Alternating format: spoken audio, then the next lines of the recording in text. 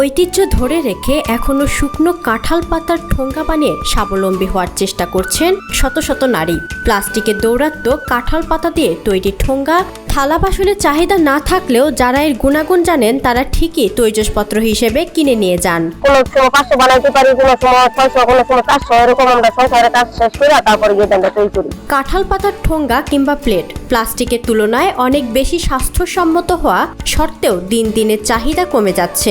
অন্যদিকে পাহাড়ি ডিজাইনের প্লাস্টিকের পণ্যের চাহিদা বাড়ছে। তারপরও এখনো অনেক জায়গায় ব্যবহার করা হয় শুকনা পাতার ঠোঙ্গা ও থালা। করোনার পরে এর চাহিদা অনেকটা কমে গেছে বলে দাবি করেন এই ঠোঙ্গা বানানোর জড়িতরা। পূর্বে আমলতে আমার বাপমারা, মায়েরা, দাদিরা বানাই গেছে, আমরা ধরে রাখছি। করোনা হয়েছে পরেতে এখন চলে না যে আমরা কম বানাই, অনেক কি বন্ধ হয়ে গেছে। নাহলে কিন্তু আগে গজার বনে যাইতাম, কাঁঠাল নিয়ে যেতাম, খালি কিন্তু ওদিক দিয়ে পাতা টোকা আনতাম, নিয়ে বানাইতাম। অনেক চলে না দেওয়া, এখন আমরা পারি না, বেকার বয়ে। সংসারে অর্থনৈতিক সচ্ছলতা ফেরাতে পারিবারিক কাজের ফাঁকে শুকনো পাতার ঠোঙ্গা তৈরি করছেন নারায়ণগঞ্জের রূপগঞ্জের অনেক নারী।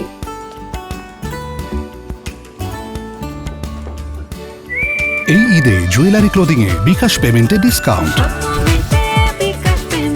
কেউ কেউ আবার ঝরে যাওয়া শুকনো কাঁঠাল পাতার ঠোঙ্গা ও থালা তৈরি করে জীবিকা নির্বাহ করছেন। বিক্রি করে তারপরে যে আমরা এটা দিয়ে মনে করেন গরিব মানুষ আমরা যেমনি পারি এমনি চলাচল করি। নারায়ণগঞ্জের রূপগঞ্জের নারীরা ঝরে যাওয়া শুকনো কাঁঠাল পাতা কুড়িয়ে তৈরি করছেন ঠোঙ্গা ও থালা। শুকনো পাতার ঠোঙ্গা ও থালা তৈরিতে যুক্ত রয়েছেন রূপগঞ্জ ইউনিয়নের টেকনোয়াদ্য, ইচ্ছাপুরা, কুমারটেক সহ 5 গ্রামের প্রায় 3 শতাধিক দরিদ্র পরিবার। সকালে ভোরের আজান দিলে পাতা টোকা আনতে হয়, টোকা আনলে বড়ি কাটতে হয়, বড়ি কাটে ধুতে হয়, দিয়ে শুকাইতে, শুকাইয়া পরে রাঙ্গ বানাইতে, আবার কাঠুর রয়েছে, বাঁশের কাঠুর রয়েছে। অনেকটা রূপগঞ্জের নারীদের স্ব-উদ্যোগেই এখনো টিকে আছে এই প্রাচীন কুটির শিল্প। গাছ থেকে ঝরে পড়া পাতা কুড়িয়ে ধুয়ে রোদে শুকানোর পর বাঁশের শলকায় সেলাই করে তৈরি করছেন ঐতিহ্যবাহী পাতার ঠোঙ্গা, যেখান থেকে দিনে আয় করছেন 400 থেকে 1000 টাকা। আমরা বানাই শুরু করছি, আমার দাদিরা, আমার শাশুড়িরা, আমার সবাই বানাইছে, মন্দিরা বানাইতাম, লইয়া আমরা চলতাম, বাচ্চা খোলা চলে আসেন, কোনো কবাব আছি। আমার শাশুড়িরা হিচ্ছে হিজা বা দেখ না আমরা বানাইতাম 1000 থেকে 1000, চাহিদা আছে, দুদিন আমরা বানাইতেছি। দিনভর সংসারের কাজ শেষ করে অবসর সময় তৈরি করা এই ঠোঙ্গা বিক্রি করা হয় পাইকারদের কাছে। কাঁঠাল পাতার ঠোঙ্গা ব্যবহৃত হয় বিভিন্ন খাবার খাওয়ার কাজে, যেমন মিষ্টি খেতে, বিরিয়ানি খেতে।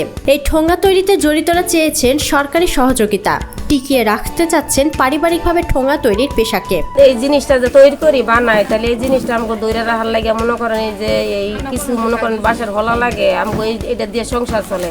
তাহলে আমাকে কিছু যদি সরকারি কিছু অনুদান আমরা পাই তাহলে আমাকে একটু উপকার হয়। আমরা মহিলারা বাইরে থেকে কুটির শিল্পে এটা আমরা তৈরি রাখতাম চাই। ওয়ান টাইম প্লাস্টিকের প্লেটের প্রচলন বেড়ে যাওয়ায় কিছুটা কদর কমেছে পাতার তৈরি ঠোঙ্গার। প্রাচীন এই কুটির শিল্পকে রক্ষা করতে সরকারি প্রণোদনা চান কুটির শিল্প সংশ্লিষ্টরা। এটা আমরা বলি ঠোঙ্গা, এটা কাঁঠাল পাতা দিয়ে তৈরি।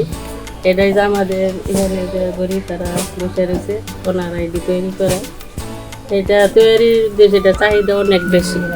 এরা ঢাকা অনেক চাহিদা আছে, কিন্তু এই চাহিদা তারা বানায় ঠিক আছে, কিন্তু এইভাবে যদি আমাদের এলাকায় তারা কিছু প্রণোদনা পায়, নিজের মতো করে তৈরি করতে পারবে। আর আমাদের বাণিজ্য মেলায় যদি অন্যান্য কুটির শিল্পের স্টল থাকে, কিন্তু এই কুটির শিল্পের জন্য যদি একটা স্টল থাকে তাদের সুবিধা একটু বেশি হবে।